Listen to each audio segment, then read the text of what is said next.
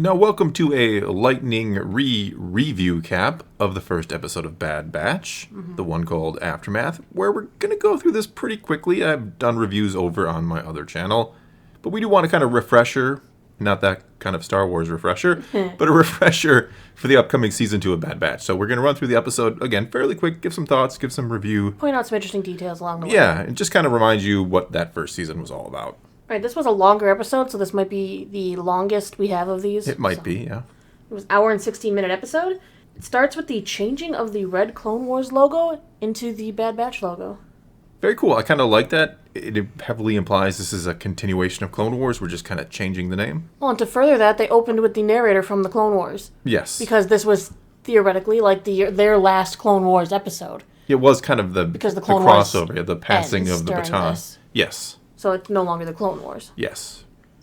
We get to, get a nice opening sequence showcasing Clone Force 99's unique skill set while they're helping Deba Balaba in Caleb Doom's last battle at the end of the Clone Wars. He's changed the last battle from the comics. Mm-hmm.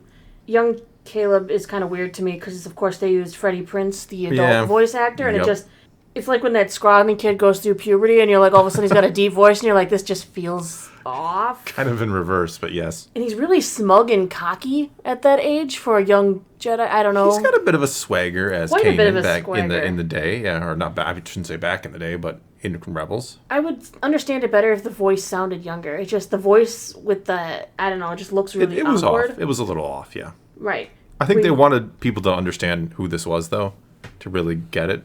Because a lot of people might forget his original name is Caleb Doom. Then we see Order 66 goes through. The clones turn on Deba Balaba.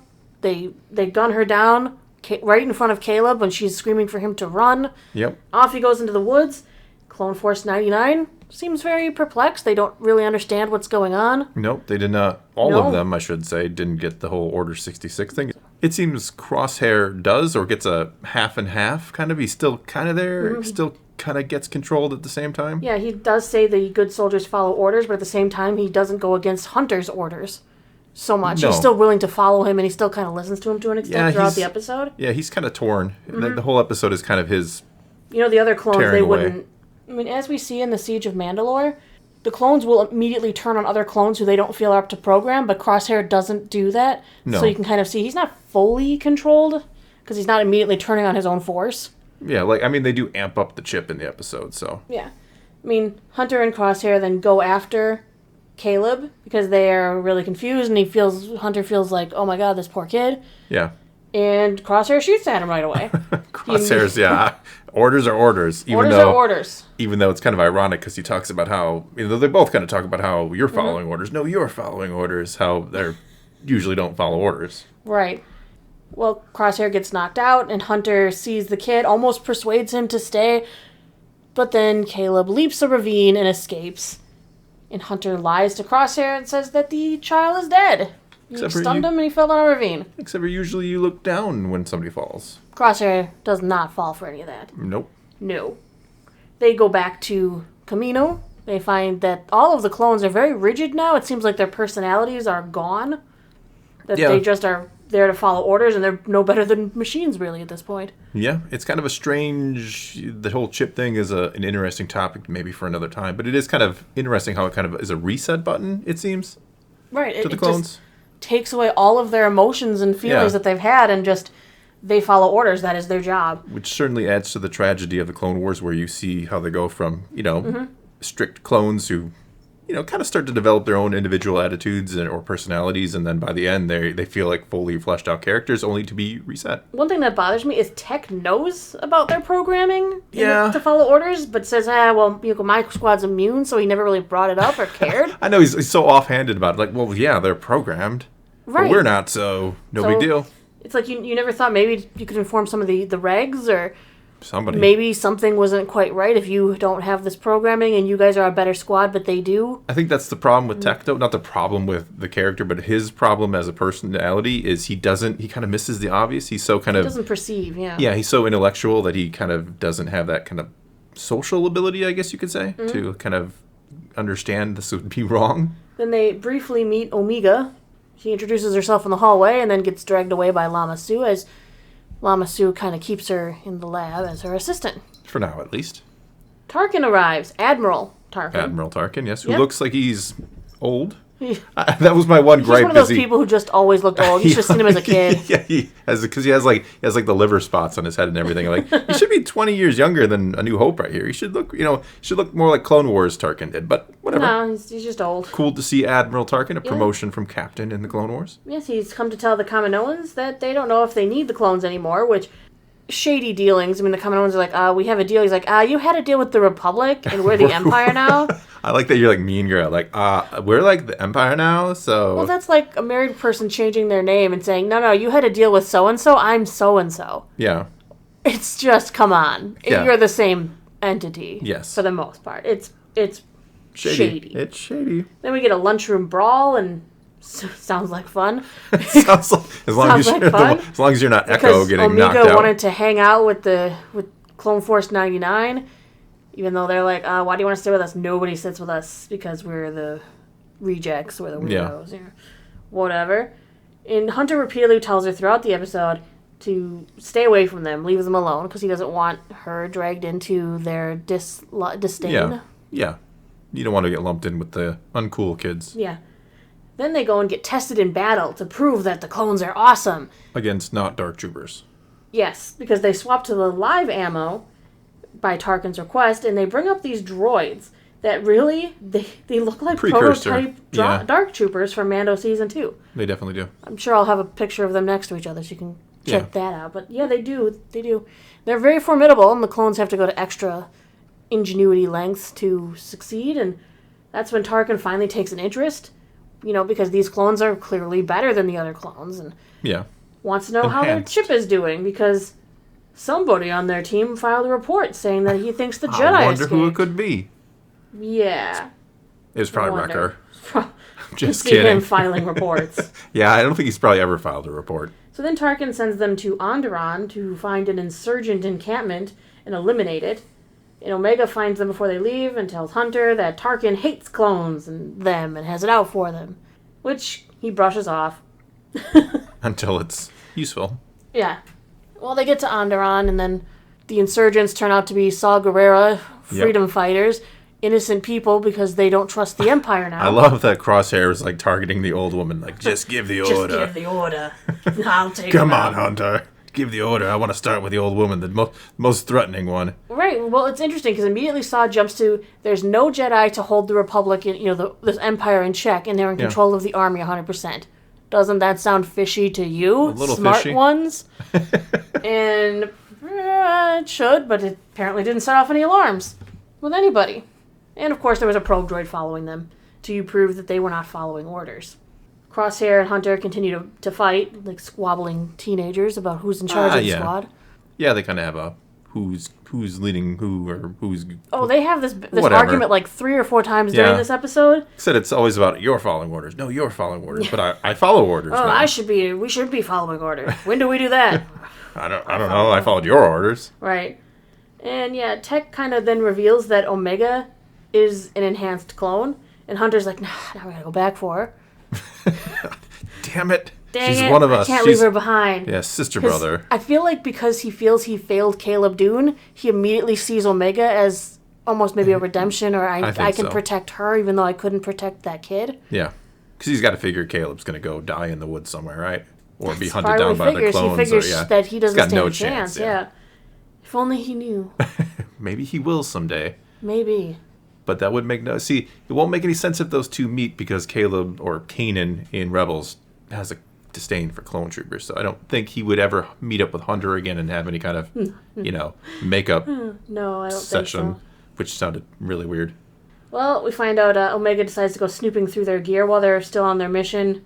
And the door was rigged so that people would be alerted when that door was opened. So she gets taken into custody. And then the clones come back and are accused of treason. Why not? Because good clones follow orders and stuff. That's right. Good soldiers follow orders, and they did not. Crosshair, once again, complaining and whining to Hunter, arguing, I wanted to be the leader, why aren't I the leader? Just like that. Just like that. Omega starts showing some interesting abilities, I think, at this point. Yep. She perceives that Crosshair is conditioned and will betray them and tries to tell him, I know you can't help it, but try, kind of. Yeah. Don't do it.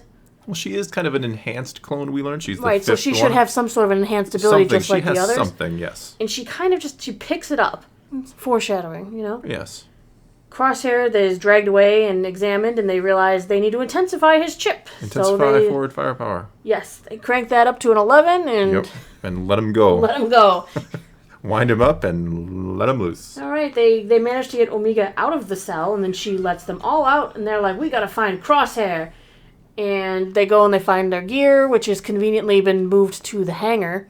Yes, as if somebody is on their side and wants to see Omega escape.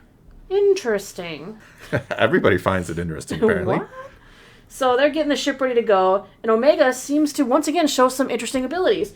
The Hunter's like, we have to go look for Crosshair, and she's like, I don't think we're going to have to look far. And she says that before the door opens and reveals Crosshair on the other side of it with other clones to capture Almost them. like a Jedi precognition. Almost. Some sort of crazy perception that she realized he was coming. Very interesting. And then there's a battle. And then she does something else interesting. Very interesting again. First time firing a blaster. And she manages to out-snipe the sniper. She shoots the gun right out of Crosshair's hands. Yep. So that they can get on the ship and try to escape. And they're like, hey, let's seal the door. They can't escape if we seal the door. But they can't seal the door. It's been overridden. Indeed. And we find out Lama Su has decided that she really does want Omega. Omega. Depends on who's saying it. To escape. Yep. And leave. Then Omega saves them all, and then they all leave, and we find out the Kaminoans do not trust the Empire, and our group of clones leave for J-19. Omega sees space for the first time and is very excited to go on a little adventure. Absolutely, she is. So yeah, that is episode 1 in a nutshell. In a nutshell. Our thoughts, briefly. Yours first? It's that trope that Star Wars likes to use of finding a child or a cute thing and I have to protect her. They do the same thing in the first, in Mando. They do. It's like episode 1 of Mando recycled. In a way, because it is kind of a group that would never take on a child under normal circumstances, you would think. Right. It's still weird that they picked her up, even though they... Well, she is their sister. Setup, there is the family element. Well, and the setup with Hunter kind of imprinting on her because of what happened with Caleb/Kanan. Yeah. I think they needed to set things up a little slower, perhaps. I don't know. Maybe show less of the... There were things that they could have cut out and things they should have added. I think they had a little too much of Hunter Crosshair going at it. Because it just felt like something they always do rather than something new. Yeah, you always get the sense that Crosshair has been a little of the outlier, if you will. A little more rebellious. Right, but I don't think he didn't feel that way to me, though.